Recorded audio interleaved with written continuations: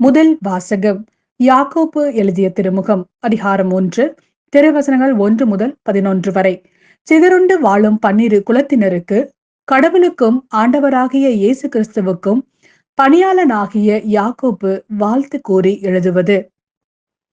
என் சகோதர சகோதரிகளே, பல வகையான சோதனைகளுக்கு உள்ளாகும் போது நீங்கள் மகிழ்ச்சியாய் இருக்க வேண்டும் என்பதை கருத்தில் கொண்டிருங்கள். உங்கள் நம்பிக்கை சோதிக்கப்படும் போது மன உறுதி உண்டாகும் என்பது உங்களுக்கு தெரியும். உங்கள் மன உறுதி நிறைவான செயல்களால் விளங்கட்டும். அப்பொழுது எக்குறையுமின்றி முற்றும் நிறைவுள்ளவர்களாய் இருப்பீர்கள். உங்களிடையே குறைவான ஞானம் கொண்டிருப்போர் கடவுளிடத்தில் கேட்கட்டும், அப்பொழுது அவரும் ஞானத்தை கொடுப்பார். அவர் முகம் கோணாமல் தாராளமாய் எல்லோருக்கும் கொடுப்பார். ஆனால் நம்பிக்கையோடு ஐயப்பாடின்றி கேட்க வேண்டும். ஐயப்பாடு கொள்பவர்கள் காற்றினால் அலைக்கழிக்கப்படும் கடல் அலையை போன்றவர்கள். எனவே இத்தகைய இருமனமுள்ள நிலையற்ற போக்குடையவர்கள் ஆண்டவரிடம் ஏதாவது பெற முடியும் என நினைக்காதிருக்கட்டும்.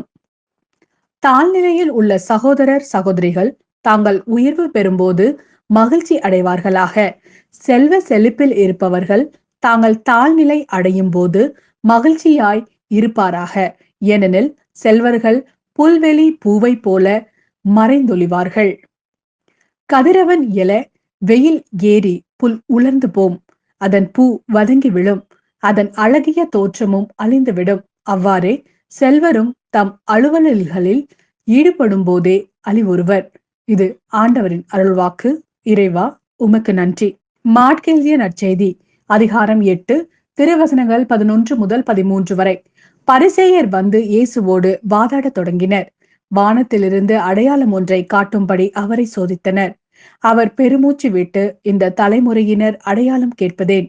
இத்தலைமுறையினருக்கு அடையாளம் எதுவும் கொடுக்கப்பட மாட்டாது என உறுதியாக உங்களுக்கு சொல்கிறேன் என்றார். அவர்களை விட்டு அகன்று மீண்டும் படகேறி அவர் மறுகரைக்கு சென்றார்.